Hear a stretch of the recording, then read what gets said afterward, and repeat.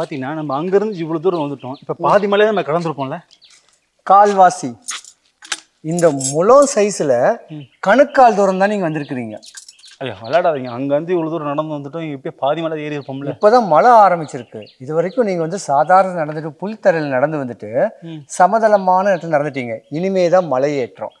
மலையேற்றத்துக்கு முன்ன தான் இங்கே வந்து சாமியை வழிபட்டுட்டு கற்பூரம் கொளுத்திட்டு இல்லை எரியிற கற்பூரத்தை கையை தொட்டு கும்பிட்டு தனக்கு எதுவும் வரக்கூடாது, உடம்புல ஆரோக்கியத்தை கொடு, ஐஸ்வர்யத்தை கொடுன்னு வேண்டிட்டு எம்பெருமான் அடைச்சி இந்த படிக்கட்டு நடக்கணும்.